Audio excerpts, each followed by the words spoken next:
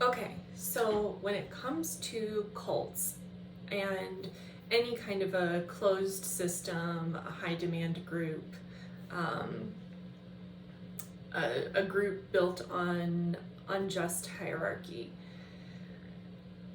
people get hung up on, was it good or was it bad? Because I had good experiences there. How could it really be that bad? Is the badness being over dramatized or made up or misperceived somehow? And the reason people get hung up on this is because as a society, we don't understand, we are not taught, we don't learn about systems of abuse. We don't understand what manipulative relationships can really look like, whether it's just two people in that system or whether it's, 50 million people. Similar dynamics play out across that spectrum, but we don't learn what that looks like. So I have over the years come up with an image, kind of a symbol that helps me to understand these groups and to understand why there can be these really rich positive experiences that can occur within a larger system that is built on exploitation and manipulation. So I want to share that with you all. So the image that I have for this is actually coincidentally in the shape of a Christmas tree. This has nothing to do with the holiday whatsoever. You can picture a pyramid, but I like something a little bit more kind of varied in its structure. So for a reason, which I will explain. So the reason it's an image of a Christmas tree is that at the top is the leader. You can imagine like the star.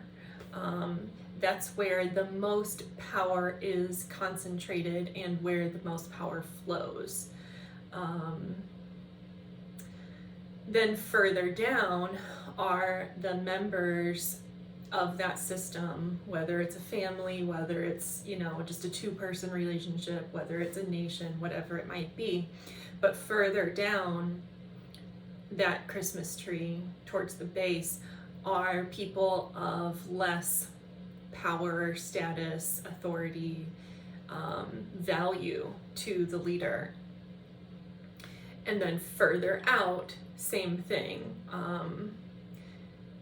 People on the very bottom, on just the outer fringes, are going to have the least power in that system.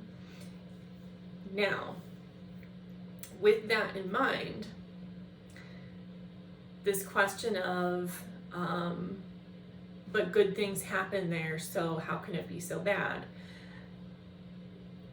The thing about any kind of oppressive, high demand, authoritarian, abusive system, a cult, I use the word cult to kind of capture all of that. The nature of a cult is that it will have genuinely valuable material experiences, relationships available to members and to present to outsiders.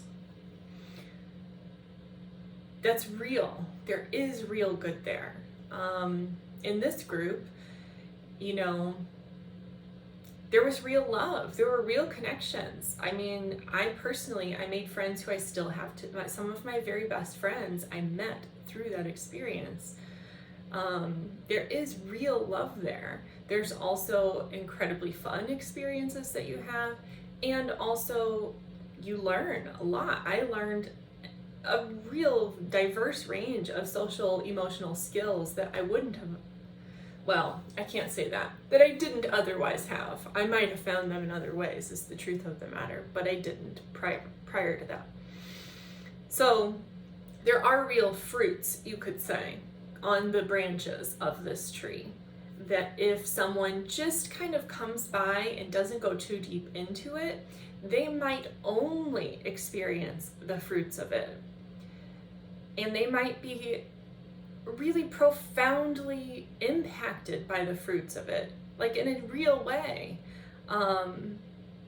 And so much so that they couldn't even possibly imagine that there's any kind of toxicity deeper within that system or fundamentally woven up in it.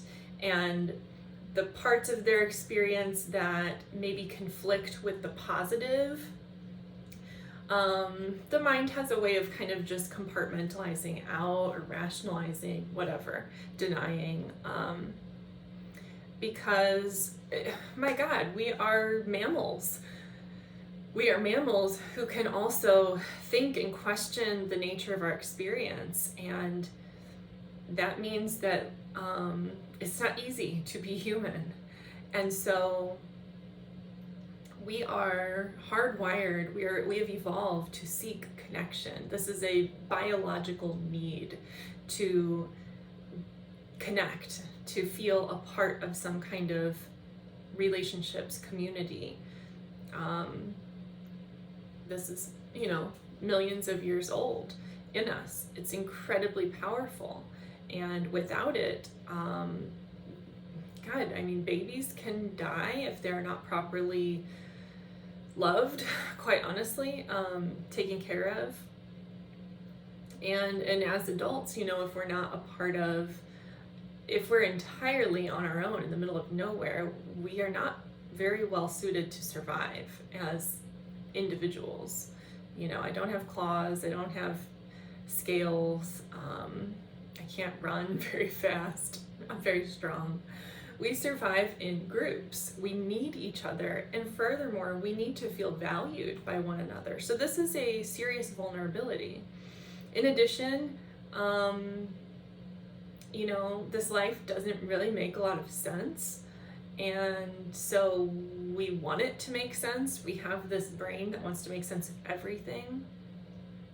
A cult or an abusive system or an abuser take advantage of these vulnerabilities, of these needs in us. And there are times in life where these needs are going to be more exacerbated, where these vulnerabilities are going to be greater.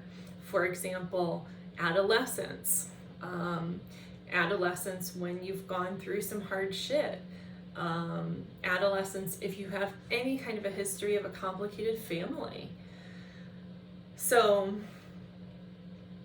and various other things can make us more vulnerable, basically transitional points in life. When you move somewhere, when you lose a job, when you lose a relationship, when you become a parent, all these sorts of things are times when we are more vulnerable. Right now, during a pandemic, at a time of profound economic instability, human beings are perhaps more than they've been in, a long time, incredibly susceptible to someone coming along and saying, I will give you a sense of belonging and I will help the world make sense to you.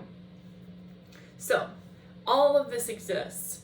Now, if somebody just grazes by the outside for a limited period of time and they have this positive experience and they walk away and that's all they have, they're not going to be able to validate that this group is so exploitive and manipulative and abusive that it's even led to, there are people who are not alive today who probably would be had they never been involved with this group.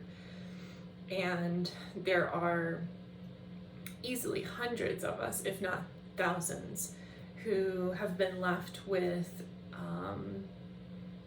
deep trauma that has altered the way we experience ourselves, others, and the world.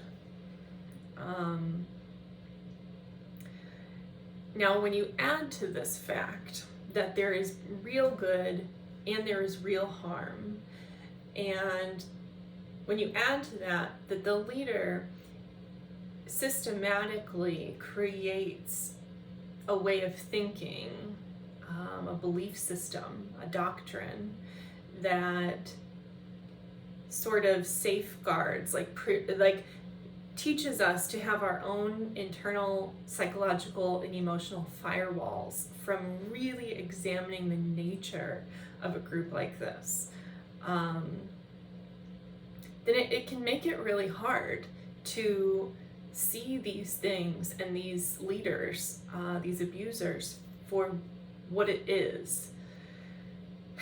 It's incredibly threatening to our sense of reality when we've spent some period of time within a system like this, where some of our deep needs as mammals are being met, and then sometimes even overloaded. I mean, there's this thing called love bombing, which the group does very well, and they literally even call it that.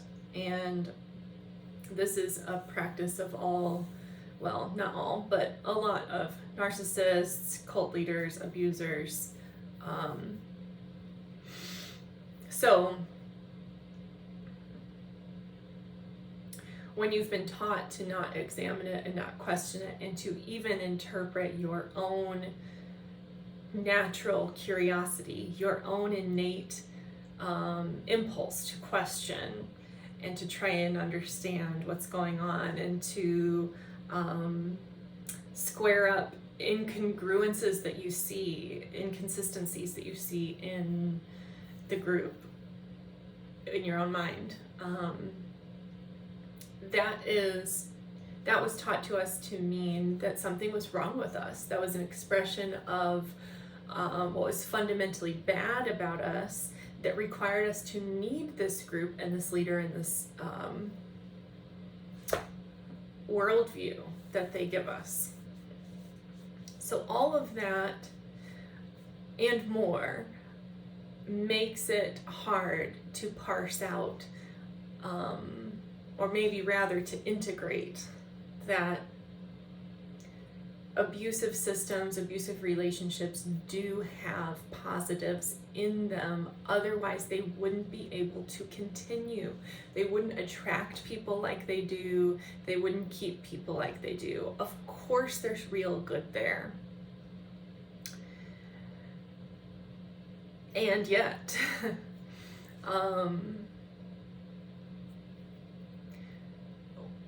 how much positive experiences does it take to cancel out a foundation that of misleading people, of manipulating people and exploiting people at a vulnerable time, abusing people psychologically and emotionally to sometimes